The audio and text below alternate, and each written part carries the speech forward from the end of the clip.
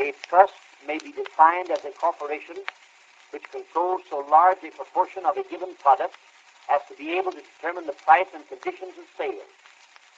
The evil of a monopoly is that it destroys competition and leaves the producer at the mercy of a corporation which can then arbitrarily exact such profits as it pleases. There are certain results which naturally follow from the establishment of a private monopoly. First, the corporation raises the price.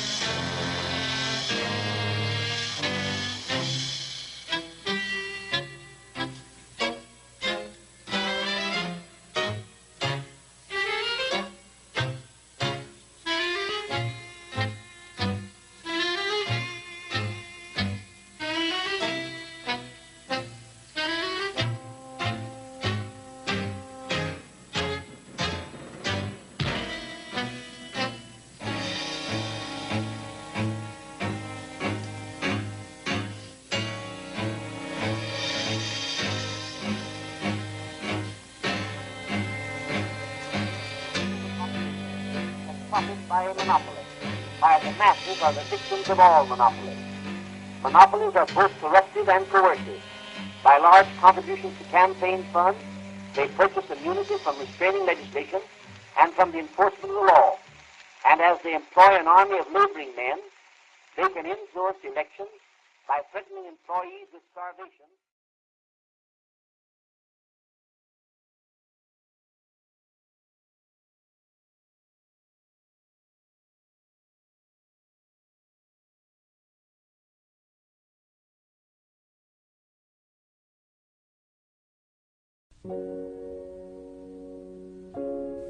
George and Herman Brown of the Brown and Root Construction Company. Johnson helped the Brown brothers build a billion-dollar construction empire. In turn, the Browns would fund Johnson's political campaigns. Judgmentally, what I'd say is that they were a couple of guys who were making a lot of money out of the New Deal, and they didn't want to have to pay higher wage rates, so they were against the unions. It wasn't a matter of high principle. They wanted to get rich, and they did get rich. Well, Lyndon sidled up to them, or they sidled up to him, and they made book. I remember asking Johnson once in the White House, did you deal with cash? And he said it was all cash. I mean, there were no records. So in those circumstances, there were plenty of politicians who were selling out to business interests. I use a pejorative term. I don't know what other term to use. I mean, in TV, you have to use some shorthand. I mean, they were agreeing to be with those people in exchange for money, which they used in their campaigns. That's pretty close to selling out, isn't it? And everything is organized not like his father around ideas and ideals, but like the son around himself and his own career. Not to say that he is not therefore doing a lot of good. He brings real electricity to people that don't have it in his own district. Yeah, sure, he's really smart. On May 2nd, 1939, George Brown wrote Johnson a letter. I hope you know, Lyndon, how I feel in reference to what you've done for me, and I'm going to try to show my appreciation through the years with actions rather than words. That morning, as Johnson and Kennedy arrived in Dallas, a Maryland insurance agent, Don Reynolds, arrived on Capitol Hill to brief Republican staff members of the Rules Committee. He'd promised proof that the vice president had misused his office for personal gain. He showed the investigators invoices, documents, and diary entries he claimed implicated the vice president. Don presented a good case. He could back it up. Everything he said he had a receipt for. It's hard to argue with a receipt or a canceled check or an invoice. It's hard to argue with documentation.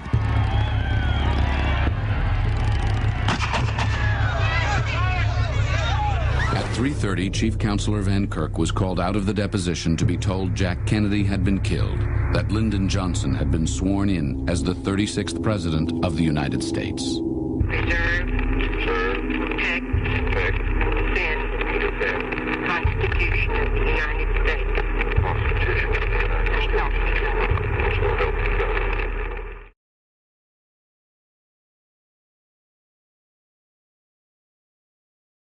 I knew that if I went back in and told Don Reynolds that Lyndon Johnson was the new president, Kennedy was dead, he'd clam up.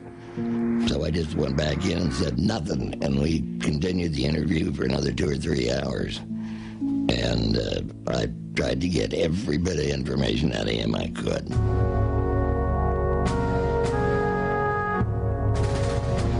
The tragedy in Dallas stalled the investigation for a while.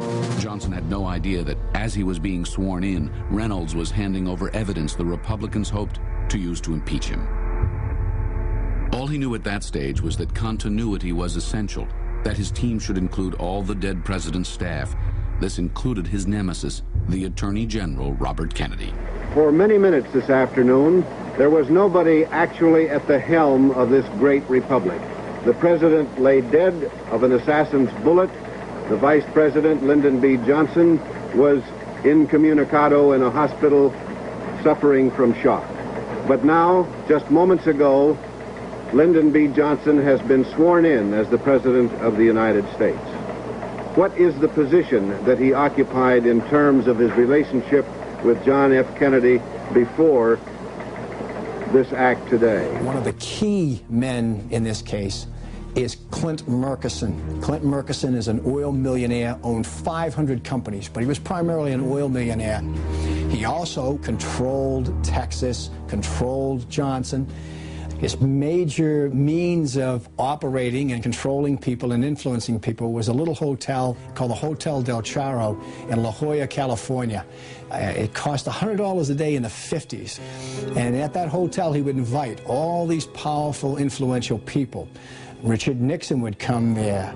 Key lieutenants of Carlos Marcello, the head of the mafia in New Orleans, used to vacation there. J. Edgar Hoover, the head of the FBI, used to vacation there, free. Every summer for 10 summers, free. Another Johnson man with close ties to Murchison was a wealthy Texan called D.H. Byrd. D.H. Byrd was an underboss for Murchison. He was a Del Charro regular. He owned the Texas School Book Depository. He also founded the Civil Air Patrol, which was a kind of military organization, and Lee Harvey Oswald was a member of the Civil Air Patrol. Another associate of Murchison at the time is Bobby Baker. Bobby Baker's in trouble with the scandals, and he was in all kinds of business deals with Murchison, and many of them were illegal. So Murchison was concerned that Baker and that corruption would lead to his door. And maybe not only would Baker go to jail and Lyndon go to jail, but maybe Murchison would go to jail. Clint Murchison Sr. was one of the wealthiest men in Texas. He was an old-time wildcatter. And he and Sid Richardson had bought the license to run a famous racetrack in California called Del Mar. J. Edgar Hoover spent each August at their racetrack in their box and as their guest in their suite at the hotel there. Hoover's own snapshots hinted how Murchison, too, indulged Hoover's taste for a one-way bet. He invested in oil wells, and if the oil well went dry, he got his money back. Before he purchased stock, he wanted to know what the inside information was. He got it, then purchased stock, which is all illegal for any citizen. And old man Murchison told me that the most important person in the world to be close to was the sheriff, and he owned a piece of Mr. Hoover because he felt by making certain that he had the box on the finish line, paying his hotel bills and his food bills, that he owned a piece of Hoover. No doubt about it. He was immune practically from any federal investigation of any of his activities. And was Hoover's attitude toward organized crime influenced by the generosity of a Murchison or a Rosenstiel? One day, the gangster Meyer Lansky spoke about his virtual immunity from the FBI. He says, if you'll note, he says, he doesn't go after anybody like Santo, myself, Carlos in Louisiana. He says, he doesn't touch any of us.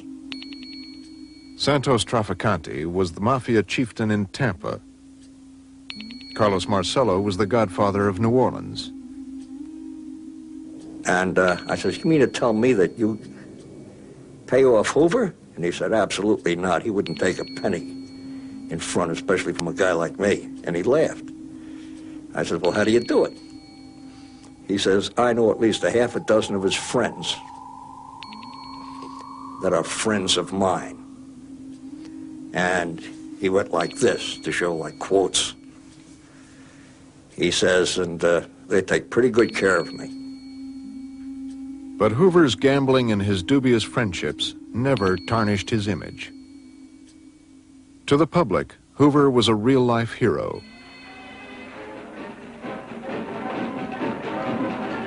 He and Clyde Tolson were treated like movie stars. The two snappily dressed bachelors were often seen in New York's most fashionable night spots.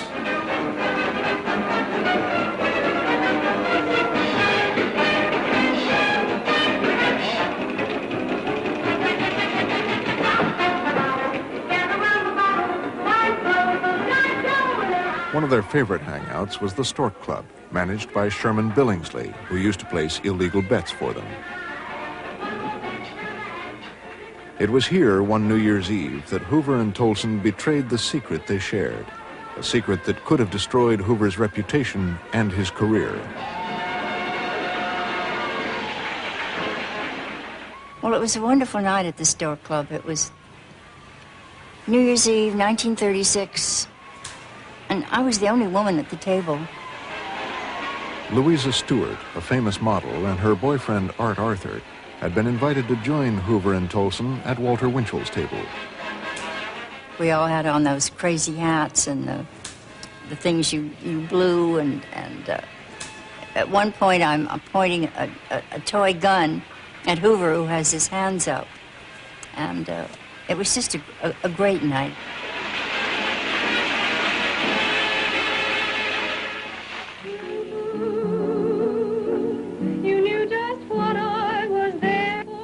It was getting really late, and Hoover was rather annoyed with Clyde. He thought Clyde had too much to drink.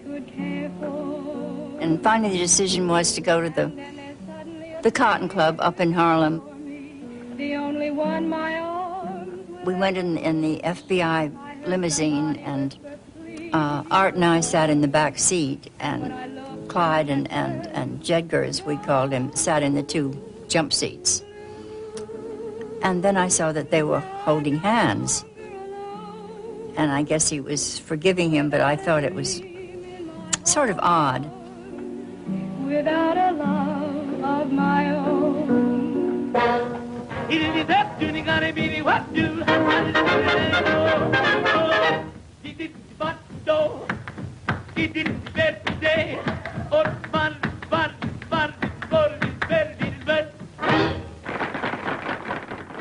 I remember the Cotton Club that night very well, because there were a couple there who were black and white dancing together. And that made Hoover furious. And then Clyde, who was still pretty drunk, said, well, he'd like to dance with Hoover, which we all thought was very funny. Well, we left, finally, and in the taxi going home, then Art said to me, it's common knowledge that they're queer, that they're fairies. Those are the terms used in those days. But he said, we don't talk about it. Whether we like it or not, it's always been true that a public man's private sex life makes him vulnerable. Hoover knew this. He would eventually seek out one of the most distinguished psychiatrists in Washington to ask for advice and help, because he was so terrorized by his own sexuality. What was he, as director of the FBI, to do about these urges that he had? In Washington, D.C., police detectives were picking up intelligence about Hoover's private life. Guy Hoddle was a retired or fired agent. He was an alcoholic. And Huddle would, every time he had a few drinks, he would tell stories about parties that went on in J. Edgar Hoover's house when that there were sex parties there, no girls. So when you say sex parties, what does that mean if you have no girls? I remember Ash Resnick at the Caesar's Palace. He used to be the manager of the nightclub there. He told me that Meyer Lansky had some pretty strong evidence that Hoover and Tolson were both homosexuals. When he was asked what that meant, he said that Lansky had obtained photographs of Hoover in a compromising situation with Clyde Tolson. One man who actually claims to have seen such photographs is Gordon Novell, a controversial figure with connections to the intelligence community.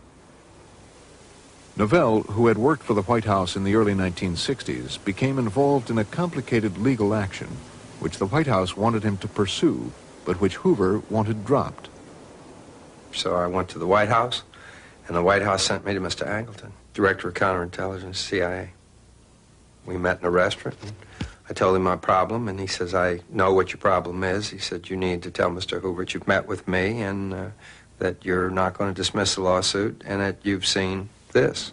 At which point he opened up his briefcase and pulled out a couple of photographs of Mr. Hoover in flagrante delicto, I guess is one way to describe it. Having oral sex.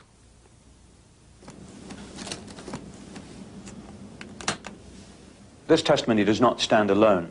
I talked to a former regular officer in the OSS, that's the predecessor of the CIA, who said that after the war, he went to dinner with other OSS American intelligence colleagues, and that after dinner, when over the brandy stage, when conversation turned to the private lives of public people, his host went out of the room and then came back with a photograph.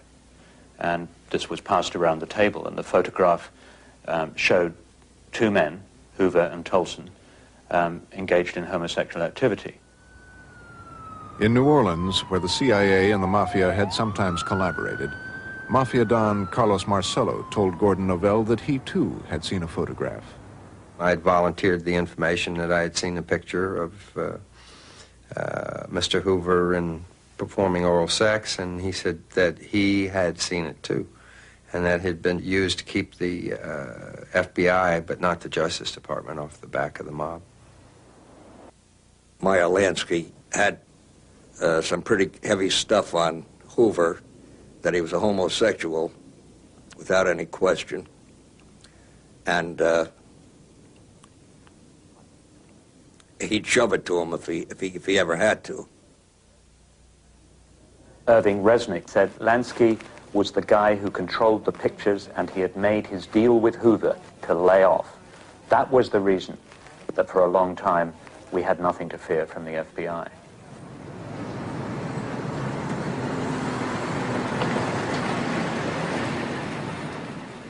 In the 40s, we hardly touched organized crime because the Bureau did not believe that there was a mafia, or did not allow us to investigate the mafia as such. For the vital decades of the Mafia's growth, Hoover denied that nationally syndicated organized crime existed and ignored all evidence that it did. There wasn't one mention of the Mafia. There wasn't one mention of organized crime activities during the training course that I and all other brand new FBI agents went through in Washington. Not one mention of it. In fact, the Bureau in Washington had no organized crime division. When I went to the supervisor in Seattle and asked why we weren't going after the Mafia, he said, we don't use that word. Hoover doesn't acknowledge that there's a Mafia. Mr. Kennedy, do you expect to delve into any particular fields when you take over as Attorney General? Well, I think that there are a number of different areas and where action is needed. I think that in the field of organized crime, I think it's in a very serious situation that's facing the country at the present time. Before the Kennedys, the mob had literally been getting away with murder. The glory years for the mob were right after the Second World War, right up to 1960. That was it. Nick Pileggi has written about the mob for 30 years and was co-author of the movie Goodfellas. They owned politicians, they owned unions, they could actually socialize. The FBI said they didn't exist. I mean, it was unbelievable, it was glorious. Now, would you explain what baiting a place means? Well, Jack and Robert Kennedy had studied the mob since 1957, when they took the lead on the McClellan Committee's investigation of organized crime and its association with organized labor. They focused on Jimmy Hoffa, president of the International Brotherhood of Teamsters, the largest union in the country. They were quick to clash. I would like to say, Senator, that if you're trying to penalize the American labor movement for Hoffa, or for your dislike for Hoffa, then spell it out in the law, exempting everybody except Hoffa. Will you please? Well, we're exempting everyone but racketeers and hoodlums and crooks. I would like to have you draft that language, sir. I'm not talking necessarily... As Attorney General, Robert Kennedy was determined to convert his knowledge of the mob into a new national policy. Don't define it. Do something about it, he told the young lawyers he recruited for this mission. Robert Blakey was one of those lawyers. You just can't know how inefficient and complicated and inept the government is unless it's held together in some way by the force of somebody's personality. Robert Kennedy had that and did that. He forced FBI Director J. Edgar Hoover to shift manpower and resources away from hunting communists to busting gangsters. He surfaced mob informant Joe Valachi in a nationally televised hearing. Then he picks your finger. Who? The Godfather. He picks your finger? He picks your finger with a needle. Makes a little blood come out. In other words, that's the express, the blood relation. Supposed to be like brothers. That's the letting of blood. That's right. All of us in that position. Under Robert Kennedy, successful prosecutions of organized crime figures increased 700%. By 1963, J. Edgar Hoover was becoming isolated and entrenched within the FBI he had created. Then, just after lunchtime on November 22nd, Hoover called his boss, Bobby Kennedy, to tell him that his brother, the president, had been shot in Dallas. Got a call from Bobby saying that the president was dead, that he'd gotten a call from Hoover. And Bobby said, I think Hoover enjoyed telling me. The next day, while most of the United States was reeling with the size of the tragedy, Hoover went to the races. And what work he did in terms of the FBI's follow-up on the assassination, he did on the telephone from his box at the races. This is Tony Lewis, taping with Bob Kennedy, and why don't we talk now about the relationship with Mr. Hoover and the FBI? The relationship between Bobby and Hoover could be summarized in a word: blackmail. Do you now think that Mr. Hoover is a dangerous person, or just nasty? No, I think he's dangerous. Did you ever have this feeling that he knew a very great deal about you, personally? I suppose every month he'd send somebody around to give information on a member of my family or myself so that it would be clear that he was on top of all of these things and received all of this information. I really deferred to him. I made a real effort because I knew that he didn't like me. He is rather a psycho, and I used to keep his ego up. We used to arrange for him every 2 or 3 months, go over and have lunch along with the president. I made a fuss over him. When I say blackmail, I had in mind also Hoover's knowledge of President Kennedy's trysts, shall we say. And he, I think, made it very plain to Robert Kennedy that he knew all about it. And Kennedy knew that Hoover would not hesitate to use it against his brother. I remember one occasion he said that my brother and I had a group of girls on the 12th floor of the LaSalle Hotel, and that the president used to go over there once a week and have the place surrounded by Secret Service people and then go up and have assignations. And a lot of it was so far-fetched. I mean, it was ridiculous on the face of it. Now, more with G. Gordon Liddy. Mr. Hoover would send someone such as I up to Capitol Hill to knock on the senator's door to apologize for the intrusion on his privacy from Mr. Hoover and to assure him that Mr. Hoover had seen to it that that bit of information had been removed from the files, and say that Mr. Hoover counsels you, sir, with all due respect, that if we could stumble upon this, so too might your political enemies. Then the fellow would sort of wipe his brow, thank Mr. Hoover, and I would return. We do know from other congressmen and senators that have been through this that he'd always say, don't worry, I know about it, but you're okay. I think it was subtle blackmail. And they did too. One of the reasons I think Hoover stayed on years after the civil service rules said he should retire is that I think a lot of presidents were afraid to drop the hammer on him. Presidents went to him before they were elected to pledge that they would keep him in office. Democrats went to him, Republicans went to him. They had conferences. And he sat there like a king. And the next president was saying, yes, if I'm elected, I'll keep you in office, period. In the 1950s, a man who would be president was apparently having an affair with a young woman in this Washington townhouse. Inevitably, a photograph of the man leaving in the early morning found its way into Hoover's growing file on Senator John F. Kennedy. The day after he was elected president, John Kennedy reappointed J. Edgar Hoover as director of the FBI. Hoover's immediate boss would be Robert Kennedy, an attorney general determined to crack down on organized crime. When Robert Kennedy became the Attorney General of the United States, we had an intensified investigation of organized crime. The FBI agents who were interested in organized crime, who had been working very, very hard, thought they had died and went to heaven when Robert Kennedy became the Attorney General. Hoover wanted no part in Robert Kennedy's war on organized crime. The FBI director fought back with the weapon he knew best. Hoover was such a power at that time that he would actually send memos to the Attorney General and saying, I thought you'd be interested knowing that your brother, the president, had such and such a girlfriend, etc., etc. Yeah. One such girlfriend was Judith Exner, then Judith Campbell. The relationship that I had with Jack from early 1960, Hoover knew all about that, and he used that as leverage. FBI wiretaps had revealed that when Judith Campbell wanted to contact John Kennedy, she placed her calls to his devoted secretary, Evelyn Lincoln.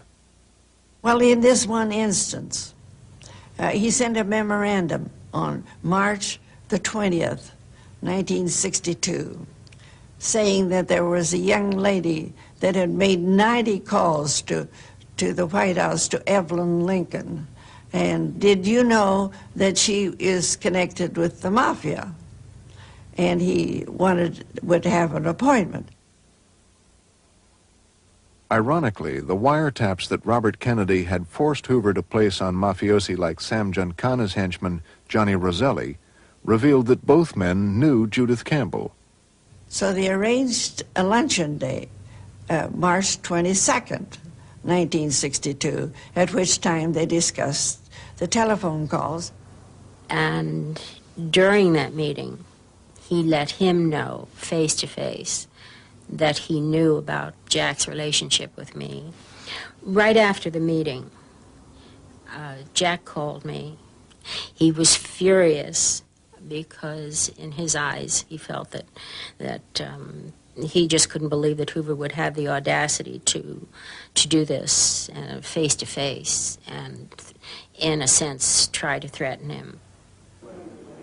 Hoover's files may have helped him keep his job, but nothing could stop Bobby Kennedy's war on the mafia, and by now, even Hoover had been forced to do something about it. Lyndon Johnson and J. Edgar Hoover, over many years, had an unusually close personal and professional relationship. And it all had to do with Hoover's power and Johnson's power. It was no surprise that President Johnson reappointed Hoover. What has not been known is the part Hoover may have played in Johnson becoming president at all. This part of Hoover's secret history goes back to the 1960 Democratic Convention, when Kennedy and Johnson were both seeking the nomination. Kennedy joked that Johnson should remain a senator. So I come to you today full of admiration for Senator Johnson, full of affection for him, strongly in support of him for majority leader, and I'm confident that in that position we're all going to be able to work together. Thank you. Behind the smiles, it was an intense fight. But Johnson enjoyed the secret support of J. Edgar Hoover and his files. Lyndon Johnson told me that J. Edgar Hoover loathed and despised both Bobby Kennedy and President Kennedy, and that J. Edgar Hoover had extensive files on President Kennedy's womanizing. When Kennedy won the nomination, he surprised almost everyone by asking Johnson to be vice president. Until now, history has recorded that Kennedy only made the offer as a goodwill gesture and was shocked when Johnson accepted. The Johnson nomination has always been a mystery because the Kennedy brothers made the decision in secret and vowed never to tell what happened. But one other person did hear parts of their private conversation at the Biltmore Hotel, Evelyn Lincoln. And when I came in there, they were huddled together closely on the bed discussing this tremendous issue about Lyndon B. Johnson being on the ticket. Bobby would get up and go look out the window and stare. Kennedy would sit there and think. It was intense. In fact, they hardly knew I came into the room. They were so engrossed in their conversation. That went on for 30 minutes, trying to figure out how they could maneuver to get it so he wouldn't be on the ticket. Evelyn Lincoln says that what she heard that day convinced her the Kennedys were being blackmailed. One of the factors that made John F. Kennedy choose Lyndon B. Johnson for vice president were the malicious rumors that were fed to Lyndon B. Johnson by J. Edgar Hoover about his womanizing. And so that's one of the reasons that pushed him to go down and offer him the vice presidency. Lyndon B. Johnson and J. Edgar Hoover had boxed them into a hole. They were absolutely boxed in. And so history was made. Lyndon Johnson ran on the Democratic ticket and eventually became the 36th President of the United States. The Kennedys may have kept their secret, but more than 30 years later, the one surviving eyewitness has broken her silence. Robert Kennedy said, "We both promised each other that we'd never tell what happened that day." But I am telling what happened. 1 week after the death of JFK, Lyndon Johnson placed a call to J. Edgar Hoover, director of the FBI. The Kennedys had kept Hoover at arm's length. Dangerous as a rattlesnake, he'd once been called. But that wasn't Johnson's style. He wanted to keep Hoover inside the tent, as this curious little exchange illustrates. You're more than the head of the Federal Bureau as far as I'm concerned. You're my brother and personal friend, and you have been for 25, 30 years. I got more confidence in your judgment than anybody in town. And I certainly appreciate your confidence. Well, thank you. Thank you. We are especially fortunate to have Mr. Hoover's strong personal dedication to maintaining the high standards of protection for civil liberties of the individual under our system of law. The answer is vigorous law enforcement. That's the only answer. That's the only answer. How about justice? You hear a lot about justice with law enforcement. Justice is merely incidental to law and order. Law and order is what covers the whole picture.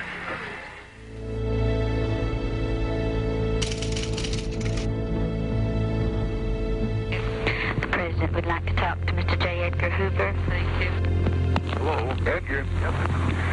I don't hear you well. What's the matter? You got this phone tap? Don't know. I'm wondering if our wires are tapped at all. Every time I say something in the State Department, I read about it. And it's getting me frightened to even take a call. I was in the room in Johnson's bedroom with Johnson and John Connally, the three of us alone, on the morning of the nomination for the vice presidency at about 10:30, when Bobby Kennedy stormed in and started screaming at Johnson that if he knew what was good for him, he'd get off that ticket. Well, Johnson did not like Bobby Kennedy, and it was mutual. They hated each other. So what happened was that Mr. Rayburn and John Connally went in to meet with Bobby Kennedy. Bobby Kennedy said that all hell had broken loose on the convention floor and that Johnson was going to have to withdraw, just change his mind and not accept the vice presidency. And Mr. Rayburn looked at him and he said, "Oh," and uttered an expletive that I'm not going to use. Old man Rayburn said, "Shit, Sonny," and kicked him out. And I am grateful, finally, that I can rely in the coming months on many others, on a distinguished running mate who brings unity and strength to our platform and our ticket, Lyndon Johnson. And that was a real transformation in which this young pup, Jack Kennedy, suddenly is it.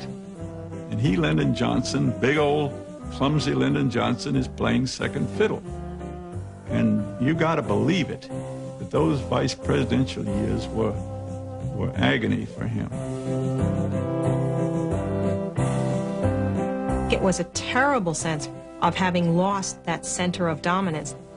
And suddenly, I think he felt like a little kid looking in a glass door at the candy display inside, and he couldn't quite reach it. It was devastating. It wasn't the way the president treated him. I think Jack Kennedy treated him with due respect.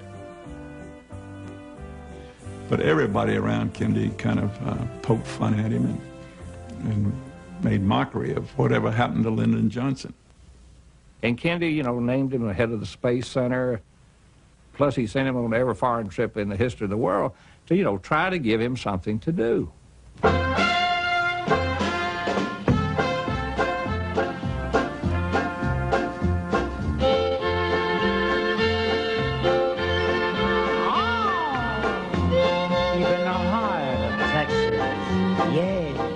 Vice President Johnson made ceremonial visits to 26 countries. But he wasn't the kind of man who could get the feel for another culture. Wherever he went, he took his own oversized bed, a special nozzle for his shower, dozens of cases of Cutty Sark, and thousands of personally inscribed ballpoint pens and cigarette lighters as gifts. But at least abroad, he was center stage. At home, there were still the Kennedys. Urbane, charismatic, immensely popular. He was consumed with this passion of inferiority towards the Kennedys. And they gave him a very hard time when he was vice president. They were going to dump him from their ticket. They made a buffoon of him, a laughingstock. When, as Vice President of the United States, he visited Scandinavia, Bobby Kennedy sent an uncoded telegram to the embassies, uncoded so that everyone could see it, saying that the Vice President in no way speaks for the government of the United States and is not to be received as if he were an emissary of the President. As the forces hostile to Kennedy grew in strength and number, they began to think the unthinkable: assassination. Finally, a new imperative forced their hand. Lyndon Johnson was in big trouble. The Bobby Baker scandal and the Billy Celeste scandal could destroy Lyndon Johnson's career. Lyndon Johnson would go to jail, and he was their man. He represented all these right-wing forces. There was an urgency to kill President Kennedy. They had to save Lyndon Johnson. The governor of Texas, first of all, is Lyndon Johnson's best friend in history. They went back decades together. In the 1948 vote scandal, John Connally was every much a part of that cover-up that took place. He was his campaign manager. It is without question John Connally who entices John F. Kennedy to Texas. Once they get him there, then they're in control of everything. The motorcade routes, the evidence, the Dallas police, everything. It's their land. It's their territory.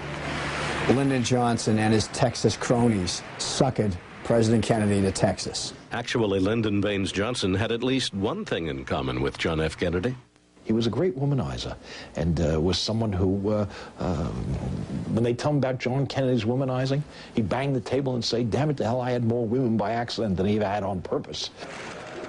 The stories of Johnson's affairs are like the man himself, larger than life, and somewhat less than refined. Like Kennedy, LBJ allegedly used his secretaries for more than taking dictation. I was told on good authority that he had sex with a secretary. Johnson came in her office one day, and the story goes that he pulled down the shades, locked the door, and they had sex on a desk in the White House. But that apparently was a one-time thing. It wasn't a sustained relationship. But Johnson reportedly had extended affairs with at least 2 women back home in Texas. As old as I am and as long as it's been, my toes still turn up when I think of him. Madeline Brown was a 23-year-old radio advertising sales representative when she met Congressman Lyndon Johnson at a station party.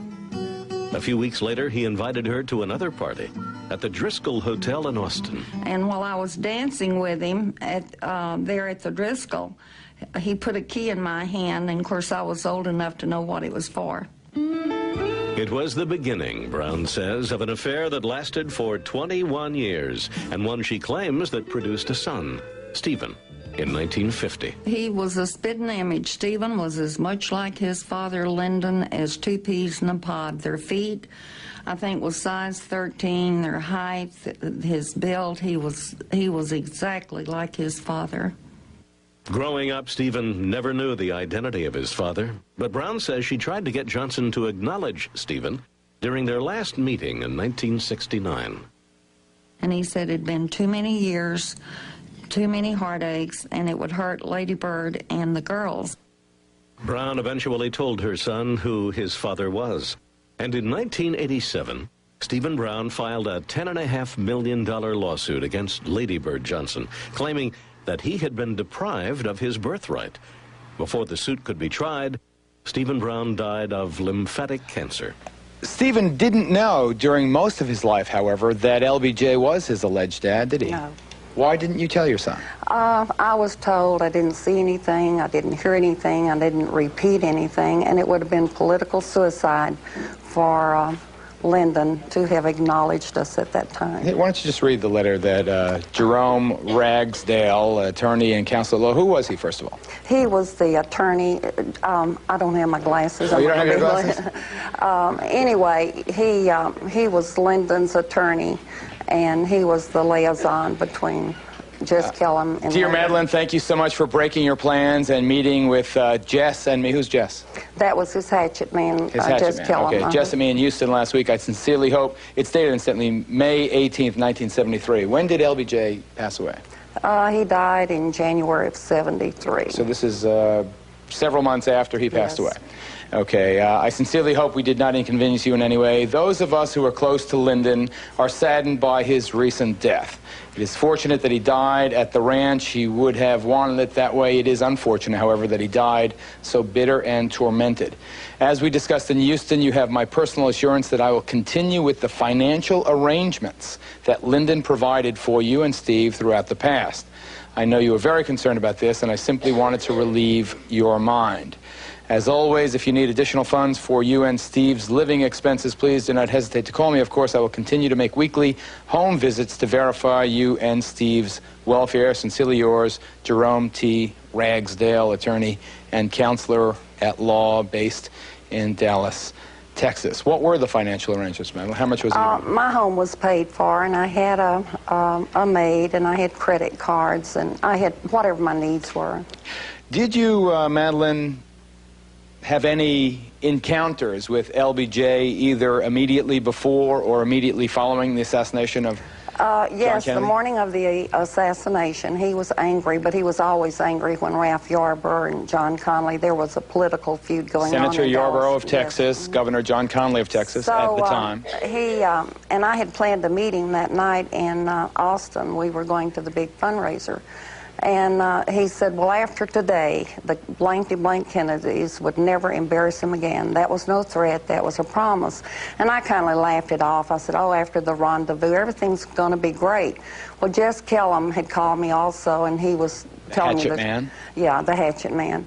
And I said, oh, Jess, he'll be okay. He's just mad. You know, everything's going to be all right. Why was he so mad at JFK? The Kennedys were always putting him down and calling him the country bumpkin, and he just didn't like it. They were a stumbling block in his way, politically. When he said that to you, did you take it seriously? Not at that second.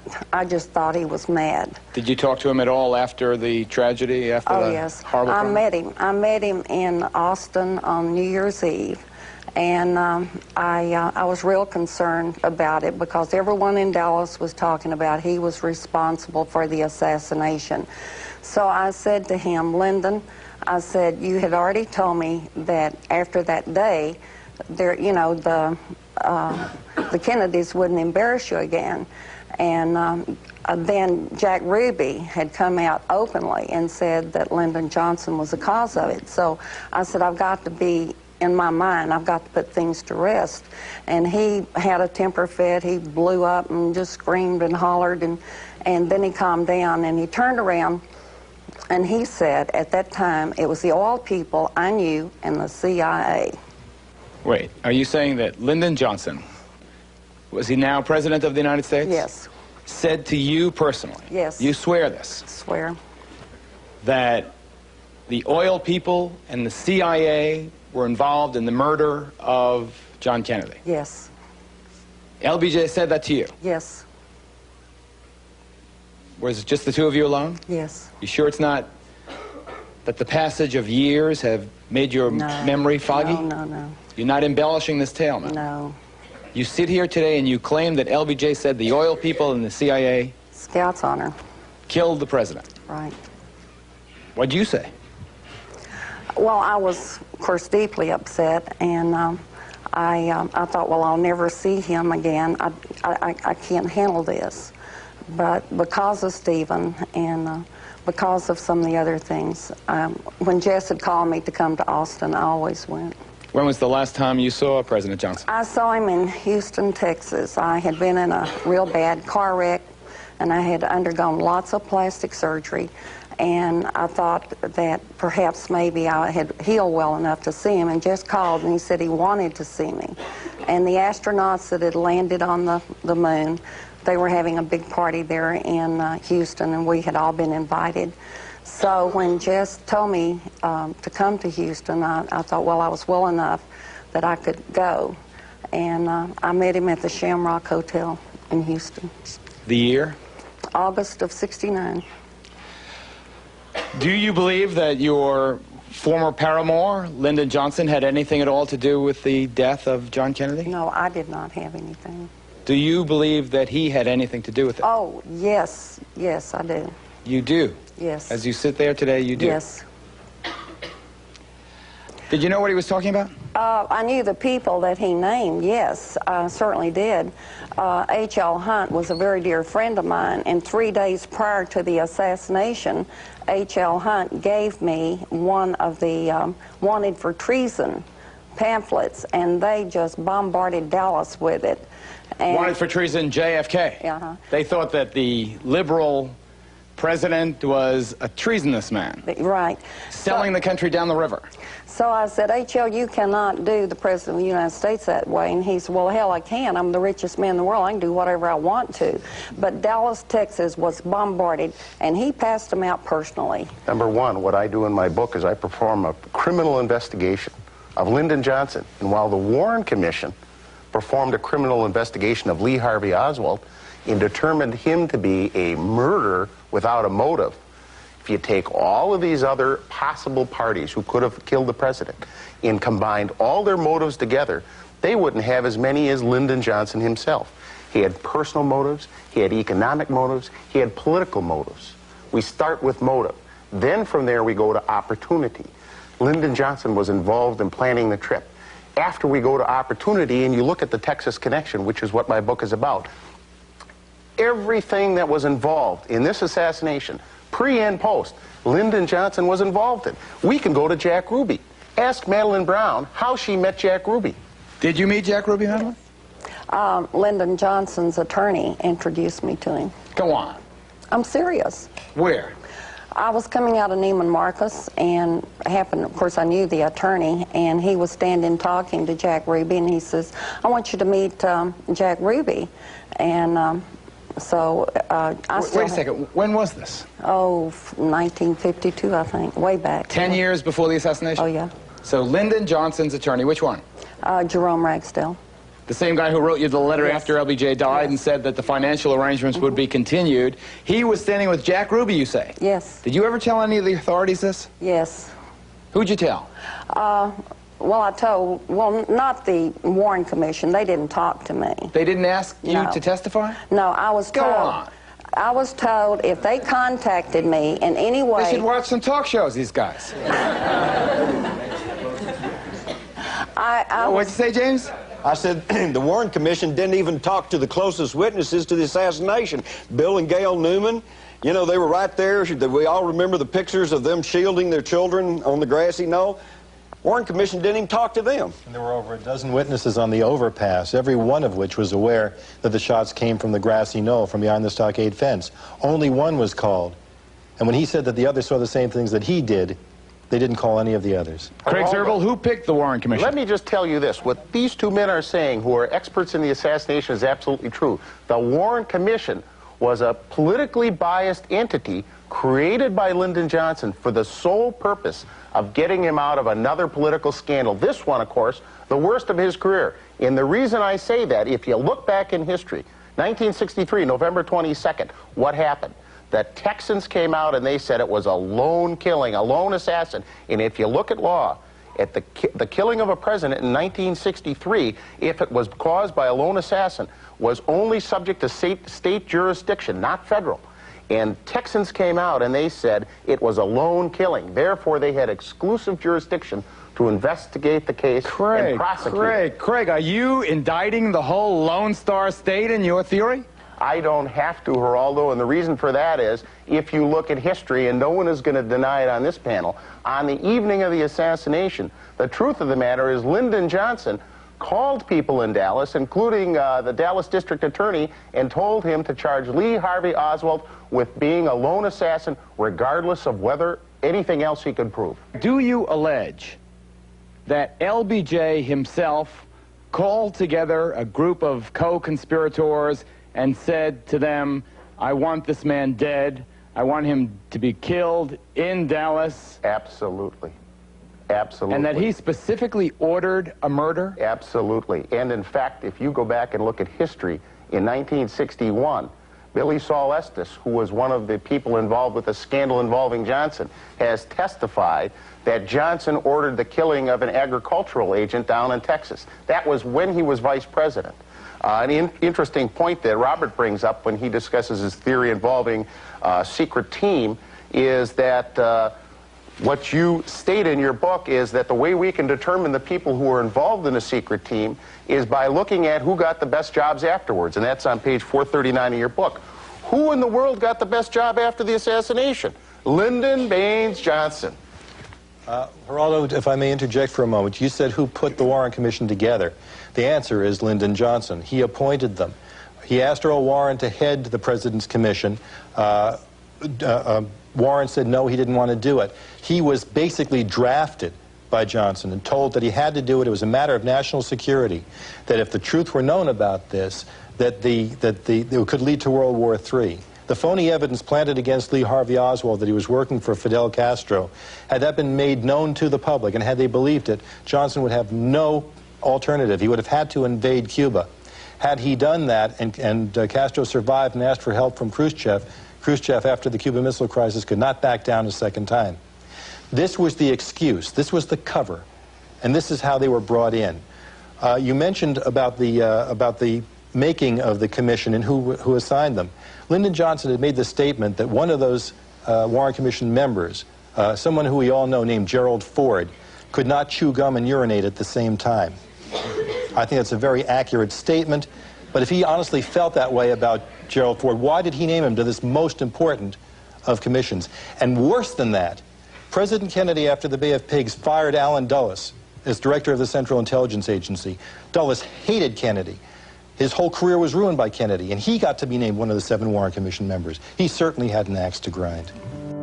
The late Madeleine Brown gained a unique insight into Johnson's role in Kennedy's assassination. She first met LBJ in 1948 at the Adolphus Hotel in downtown Dallas, when he was celebrating his election to the Senate following the infamous Box 13 scandal. I went, I was very young, and it was wonderful. Our relationship developed immediately. Lyndon gave another campaign party in Austin. It was 3 weeks after I met him at the Adolphus, and it was scheduled at the Driscoll Hotel. And, oh, it was so great to see him. I mean, for 3 weeks I had thought about him and how wonderful it was. We were dancing that night, and he says, I'll see you upstairs. And he put a key in my hand. I still have that key. It was exciting. I felt naughty, but I felt good. I fell deeply in love with him. Yes, I did. I was just the other woman in his life, and my emotions are still the same for him as they were when I met him as a very young girl, but I'll always love him. He was the father of my son, Stephen. That intimate relationship with Johnson continued for many years. Through him, she became familiar with the closed world of power politics in Texas. On the eve of Kennedy's assassination, she attended a party at this house in North Dallas, the family home of oil billionaire Clint Murchison Sr. There was an extraordinary guest list that night. We had H.L. Hunt, Murchison, Lyndon Johnson made an appearance. We had Hoover, we had Richard Nixon. They were the most influential people there. But I was under the impression that since J. Edgar Hoover was there, that it was to honor Hoover rather than anything else. When Lyndon came in, no one was expecting him. So when Lyndon arrived at Clint Murchison's, they all went into a conference room, and you could just feel the atmosphere. And when Lyndon came out, I was, of course, happy to see him. I did not know that he was going to be there. And he whispered in my ear at that time, "Those blank-de-blank Kennedys will never embarrass me again. That's no threat, that's a promise." So he departed. The party rapidly broke up after Lyndon departed. A seamstress and companion, May Newman, provides confirmation that this party took place at the Murchison family home on the eve of the assassination. She lived and worked in another Murchison house in Dallas for Virginia, Clint Sr.'s second wife. She speaks here for the first time. I started working for Virginia Murchison in 1962 until her death in 1997, approximately 36 years. I remember well the night before the assassination. I worked with a man called Jewel Pfeiffer, black man, which was Virginia Murchison's chauffeur. He got a call from her stepson, John, at the big house. They were having a big party for a very special guest that was coming from Washington to go to the party by the name of Bulldog, which I found out later was J. Edgar Hoover. And he said he was very excited about doing this, going on this trip out to the airport to take this special guest to a very special party, big party. And I asked him when he came back if he got a good tip, and he said no, and he was very, very upset. He had to go back that night to take J. Edgar Hoover to the airport to go back to Washington. And he still didn't get a tip. Further verification of Hoover's presence in Dallas on the eve of the assassination came from a friend of May's who worked at the Murchison family home. Beulah May Holman, she was the cook at John and Lupe's house, and she wanted me to go help her that night, which I didn't, but I knew she told me she was cooking quail, and I wanted the recipe, so she gave it to me. She said there was a very important guest by the name of J. Edgar Hoover that was coming, and I should go out and help her so I could get to meet him. If it was a film star, I probably would have gone, but I didn't know who he was. No, not at that time. Early the next morning, only a few hours before the assassination, Madeleine received a phone call from Johnson, who was back in Fort Worth with Kennedy. Lyndon called me from the Texas hotel, and he was still irate. I said, Lyndon, about last night, and he went to cursing. He used foul language all the time, and he said, those Kennedys, he repeated, they will never embarrass me again. That's no threat, that's a promise. And I'd like the entire world to know how I personally feel is the fact Lyndon Johnson knew about the assassination and was a part of it. Yes. J. Edgar Hoover on 2192. Are you familiar with this proposed group that they're trying to put together on this study of your report? No, I haven't heard of that. I've seen the reports on the Senate Investigating Committee that they've been talking about. I want to get by just with your file and your report. It would be very, very bad to have a rash of investigations. Well, the only way we can stop them is probably to appoint a high-level one to evaluate your report. Yeah. And to put somebody that's pretty good on it from that I could select and tell the House and Senate not to go ahead with the investigation. Yeah. There's a photograph that I published in Texas in the Morning, and the White House photographer told, you can see that Lyndon lost composure at the time. Bobby hits a post, and he has something in his hand, and Lyndon is real shocked. And the photographer said that Robert Kennedy said to him, why did you have my brother killed? Our president was as a gentleman and a human being. This man is not. Yeah. He's mean, bitter, a vicious animal in many ways. I think he's got this other side of him in his relationship with human beings, which make it very difficult unless you want to kiss his behind all the time. He's able to eat people up. But I understand that, he sends all kinds of reports over to you about me and about the Department of Justice. Not any that I've seen. What are you talking about? Well, I just understand that he's about me planning and plotting things. But he hadn't sent me any report on you or on the department anytime.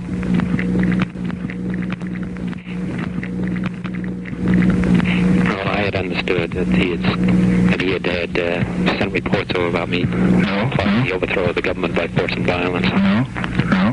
Leading a coup. No, that's an error. He never has said that or indicated or given any indication of it. As I say, we'll all get through. Okay. Yeah. I'll talk to you in a day or two. Bye.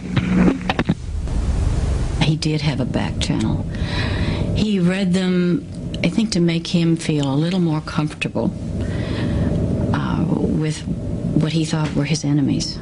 Have a little more information on his enemies. They would be hand-carried to a male assistant, and the president would read them in the presence of that man and hand them back to that man.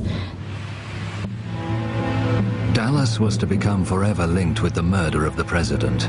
But the rich and powerful men who had met in secret the night before had everything to gain from his death. LBJ was fearful of a long prison sentence, J. Edgar Hoover of losing his job, and the oil men of losing millions of dollars. When the shots rang out on Elm Street the next day, those problems were solved. The shock of Kennedy's assassination and its brutality reverberated around the world, but not everyone was grieving. The mood in the Murchison family home was very joyous and happy for a whole week after, like champagne and caviar flew every day of the week. But I was the only one in that household at the time that felt any grief for his assassination. After the president's murder, Hoover had absolute control of the cover-up. All the physical evidence relating to the crime was swiftly removed to Washington. I had a request, and I have it here, where Mr. Wade requested, said, I request that you turn all of the evidence obtained in the investigation of Lee Oswald's assassination of the president over to the FBI for mailing to Washington. We're turning all of our physical evidence over to the FBI. This was on the direct orders of the head of the FBI, J. Edgar Hoover. From the beginning, Oswald was promoted as the lone nut assassin, but in LBJ's home state, tongues were wagging. I met Lyndon on New Year's Eve at the Driscoll Hotel in Austin, and the people in Dallas, I mean, everyone was talking about Lyndon Johnson was the cause of the assassination, and it made my heart very heavy. I just couldn't believe that he could be a part of something so bad. So I confronted Lyndon. I said, Lyndon, you've got to tell me, were you part of the assassination? And of course he had a high temper fit, hit the wall, and he was very irate and angry. And he said, no, I was not, but the oil people, or he called them the fat cats of Texas that I knew, and the intelligence was the cause of the assassination. I am sure Lyndon did not make the plans per se, but he had the key people that he could call to actually do it. If the head of the FBI and the head of the Secret Service and key lieutenants of those two figures are involved in covering up, plus the President of the United States and all his cronies, you don't need a massive conspiracy to get away with this. After the assassination, Cliff Carter, Johnson's aide, made repeated calls from the White House to the district attorney in Dallas, Henry Wade. He was instructed to look no further than Oswald for the guilty man. There was no conspiracy. A similar call was made to the Attorney General of Texas, Wagner Carr. Then we have Lyndon Johnson himself calling the chief of homicide, Will Fritz, who's really doing the dirt work as far as interrogating Oswald and trying to get to the bottom of this case. He calls him and tells him, you have your man. You have your man. Let it go at that. Lyndon Johnson is trying to control what is going on with the investigation of the assassination of President Kennedy from Washington, D.C., with crucial figures in the case.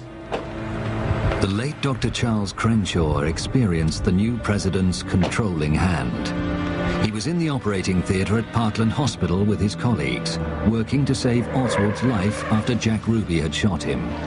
He was urgently called to the phone in an adjoining office. I picked up the phone, and it was there I heard this voice like thunder that stated, "This is the president, Lyndon B. Johnson." And he asked, "How is the accused assassin doing?" I was so startled. The thing that I could say was, he's holding his own. He's lost a large amount of blood. He said, "Would you take a message to the chief operating surgeon?"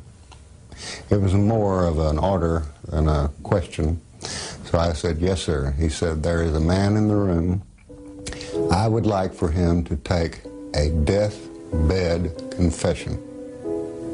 And all of a sudden, the phone went off. I returned to the operating room. I tapped Dr. Shires on the shoulder. He looked at me like, "What are you talking about?" Everyone was working feverishly in the abdomen trying to correct the wounds there. I said, "Guess who I've been talking to?" I said, "The President of the United States called and wants that man over there to take a deathbed confession." And Shires looked at me like I was crazy. And we both realized that there was no way Lee Harvey Oswald, had he survived, would have been able to give any testimony until 2 or 3 days after the procedure. But still in all, the President had called, and I did relay the message. When Dr. Crenshaw published his story in 1992, he suffered an avalanche of criticism. It was argued that Johnson made no such call. Crenshaw's critics were proved wrong by a former chief switchboard operator at Parkland Hospital, Phyllis Bartlett. The call came in and said, hold the line for the President. And for a second, I couldn't, you know, I was still thinking Kennedy, and I was kind of taken back for a minute, and then in a few seconds, it was just a matter of a second, he came on in a loud voice. He said, "This is Lyndon Johnson. Connect me to the accused assassins, doctor." It sounded the same as it had been on newscasts when I would hear him speak. I knew I had put a call to the operating room, so I contacted Dr. Crenshaw, and I told him, that I knew he did get the call, and that I was sorry that the people had, in the newspaper and on the TVs, had tried to discredit him. And that was when I spoke out. From the moment he became president, Johnson had authority over every aspect of the cover-up of Kennedy's murder. He was unassailable. Johnson has the power to contain the investigation, both nationally and locally, on the ground in Texas. More so than if it had happened, let's say, in Oregon or Wisconsin. Texas. He's got the power to give the CIA what it wants as president, as opposed to Kennedy, who they feared. He's got the power to take the National Security Action Memorandum that Kennedy had signed in November of 1963, tear it up, reverse it, and create a war where 3 million soldiers wound up going to Vietnam instead of 16,000 being brought home by JFK. He can make J. Edgar Hoover director of the FBI for life. He's the man in the middle. The only person that can answer all of the questions of who's at risk, who's going to gain the most, who wins in this deal, there's only one answer to that question, and that's Lyndon Johnson. And his ticket out was Elm Street. One of the most compelling pieces of evidence linking Johnson with the assassination is through his henchman Malcolm Wallace, the convicted killer of Douglas Kinzer. In the hours following the assassination, on the 6th floor of the Texas School Book Depository building by the southeast corner window, the Dallas police discovered an unidentified fingerprint. The fingerprint is the ultimate part of the Mac Wallace story. The FBI fingerprinted every Texas School Book Depository employee, including the women employees that worked downstairs, never handled the boxes. They fingerprinted every Dallas officer that was in the sniper's nest so that they could remove those fingerprints from consideration. At the end of the day, you have one fingerprint remaining. It sits in the National Archives for 35 years, until 1998.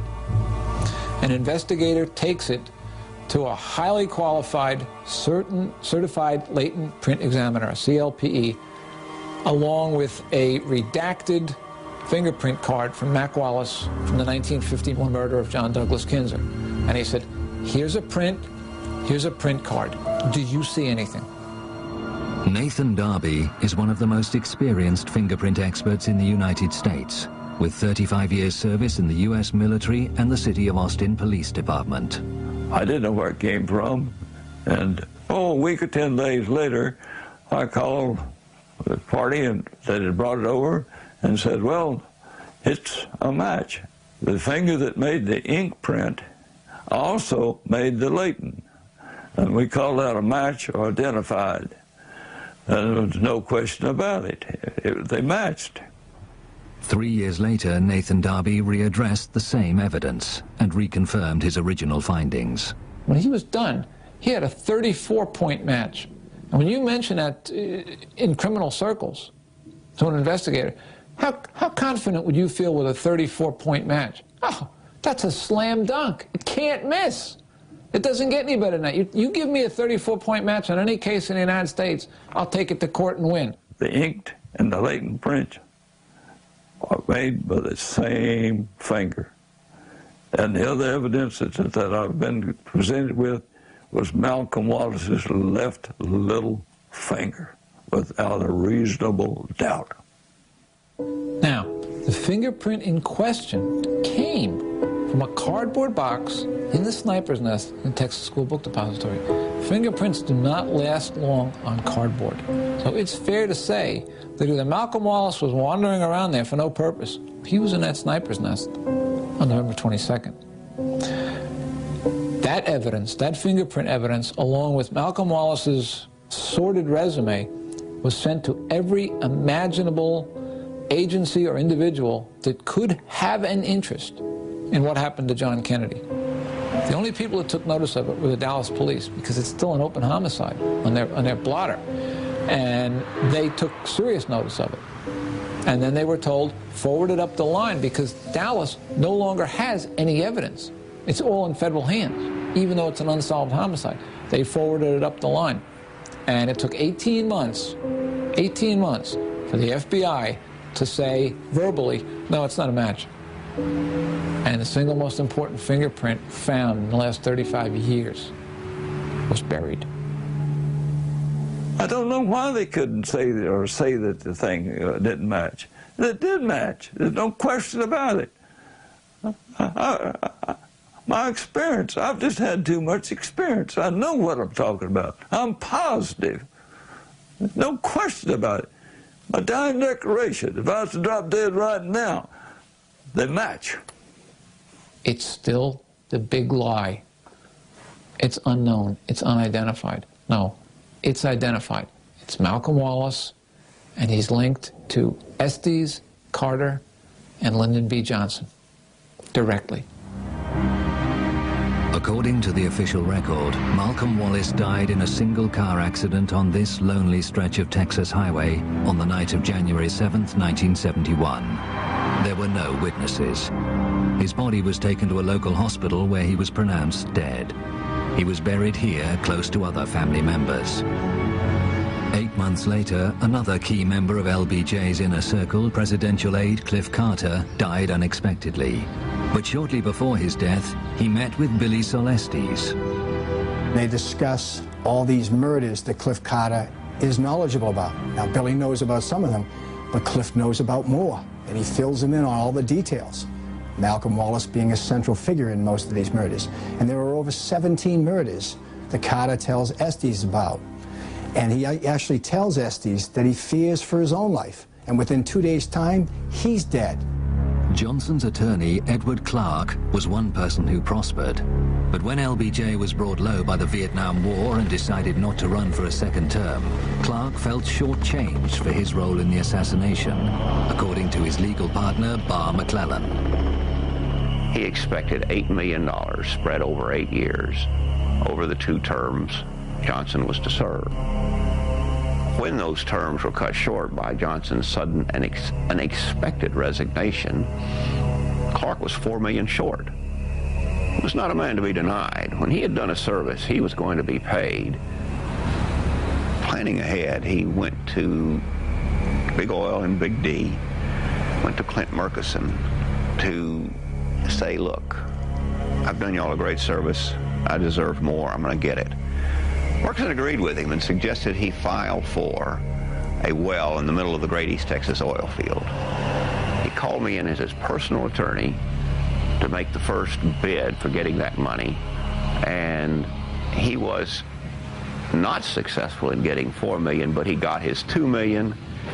So when all was said and done, Clark realized $6 million for the assassination of John Kennedy. Bar McClellan believes documentary proof of these dark deeds lies in the Johnson-Clark legal records. For many years, they were kept in a high-security area above the Clark offices, known as the penthouse. Any of us attorneys could get into the general area, but the secret area, the Johnson area, was locked off, accessible to no one.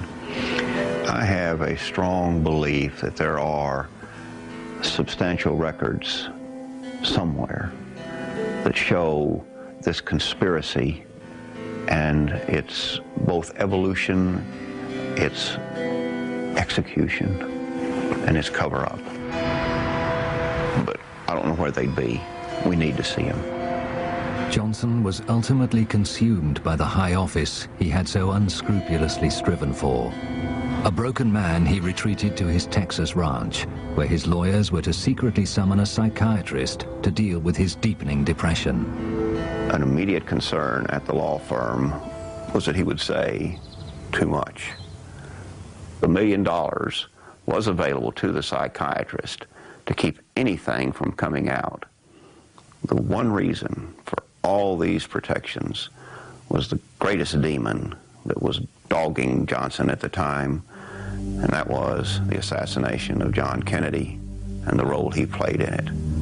We had to keep it covered up, and for sure we had to keep the psychiatrist muzzled, and we did. But if any one set of records needs to be produced, the psychiatric records should be disclosed to the American public, because they will, I am confident, disclose his role in the assassination. Only 4 years after leaving office, Johnson died. But there are those living who are still afraid to come forward to tell what they know about the guilty men. People are afraid of him dead. He's been dead since 1973, and his shadow still casts fear in this country, especially in Texas. We'll wrap up American Perspectives tonight with an oral history from Don Hewitt. He's better known today as the creator of 60 Minutes. But in November 1963, he was the executive producer of the CBS Evening News with Walter Cronkite. I am still not satisfied that there isn't a lot more to the Lee Harvey Oswald story, especially, now this will stun you, since one of the respected Republicans who ever held office, Republicans, really solid guy, said to me in front of witnesses that he once asked Richard Nixon, "What do you know about the Kennedy assassination?" And Nixon said, "You don't want to know." I tell you, I got cold chills that morning. Somebody told me just this morning that Jackie's papers have some revelations about the assassination. I don't know if that's true or not. But I am so convinced that one guy did not plan, and that the theories that Richard Nixon, you don't want to know. But do you know that when Earl Warren, you could find this quote, and you probably have it, walked out on the steps after the last Warren report said, "We may not know the truth in our lifetime." And I said, wait a minute, what does he mean by that? There were so many things going on. I don't know whether the Dallas Police Department was in on this thing.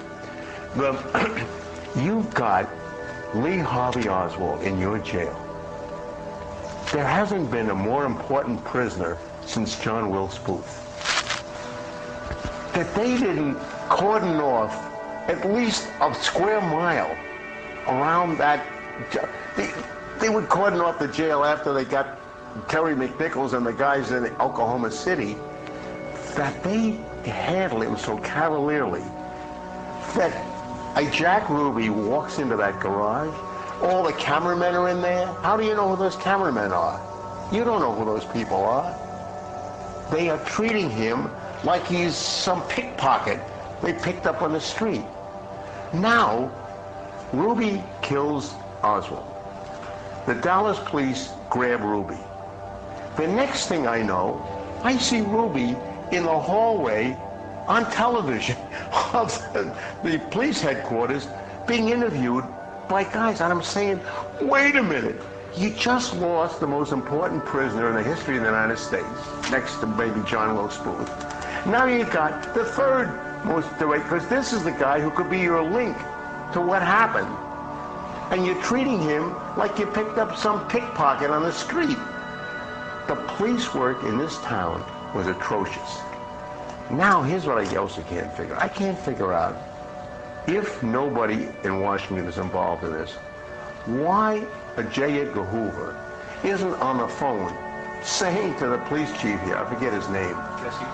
Jesse Curry, saying, Jesse, for Christ's sake, will you cordon off the police station? Stop leaving these guys out there and let the press come and talk to them. Are you nuts? What kind of police work is that? Nobody did. You think about it. There's a Watergate connection here. That's the same crowd.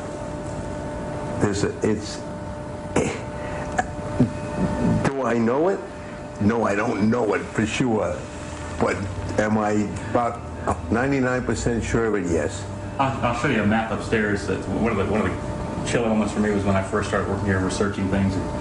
If you draw, Oswald was put out at the rooming house in Oak Cliff where he lived. Yeah, right. And he started walking, which was south, right, down, and he got the intersection Patton and 10th where he shot Officer Tippett. Right.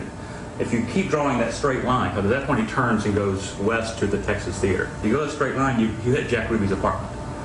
He goes about 10 blocks, halfway to Ruby's apartment if you go straight. Now, if you turn, and you start on the other way, you obviously go to the Texas Theater. So it's just, there again, it's one of those moments you go, where was he going? Because obviously you don't walk this far to... That bears out my feeling that the two of them knew each other. I have no doubt. I'm sorry, go ahead. Go ahead and finish your thought. Well, do I know any more than that?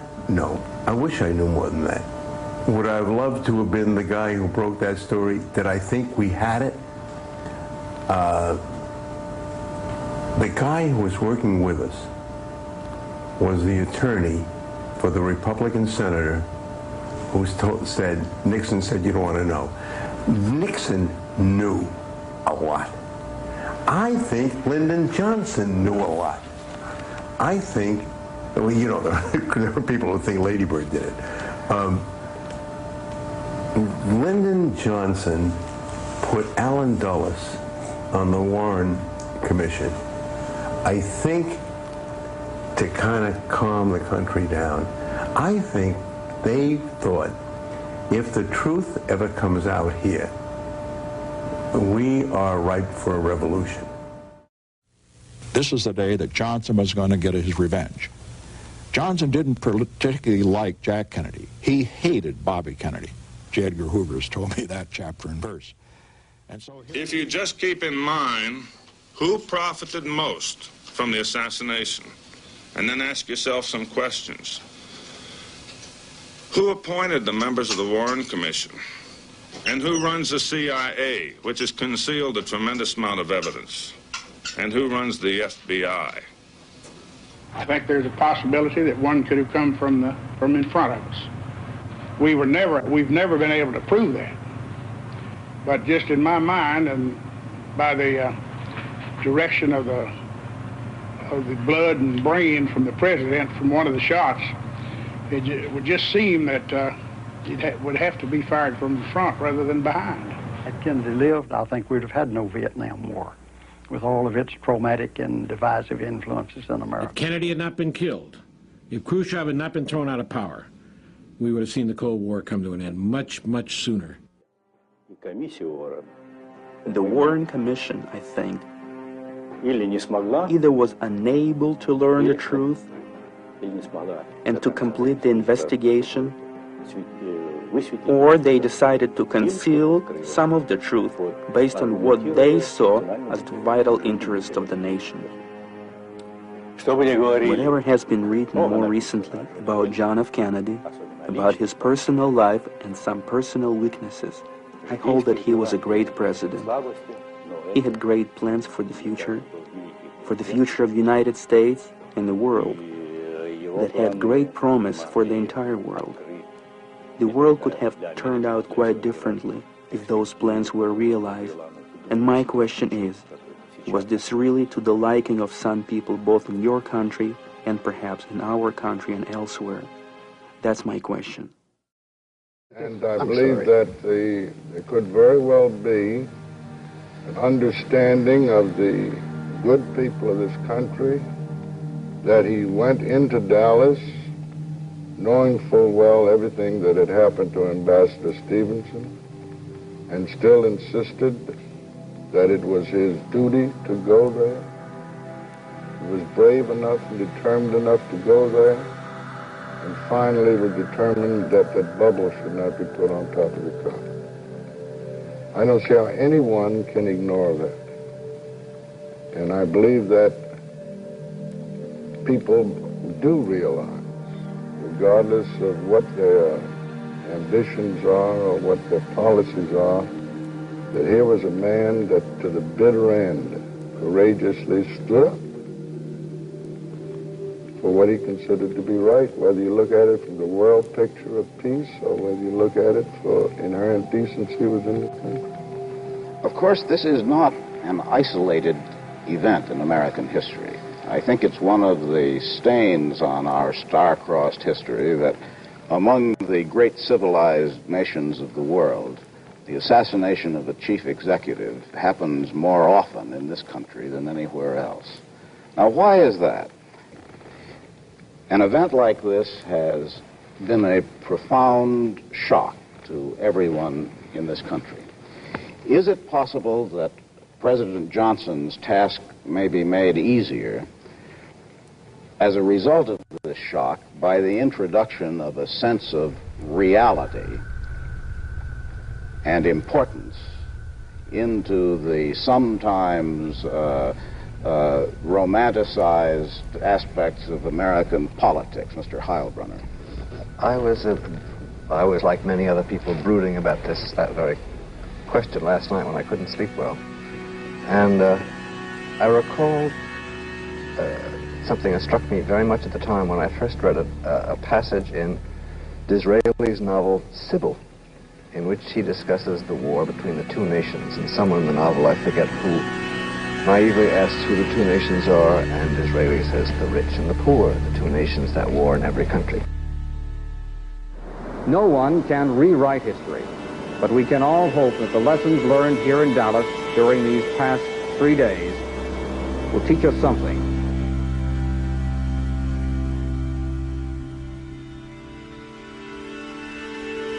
Can a nation organized and governed such as ours endure? That is the real question. Have we the nerve and the will? Can we carry through in an age where we will witness not only new breakthroughs in weapons of destruction, but also a race for mastery of the sky and the rain, the ocean and the tides, the far side of space, and the inside of men's minds?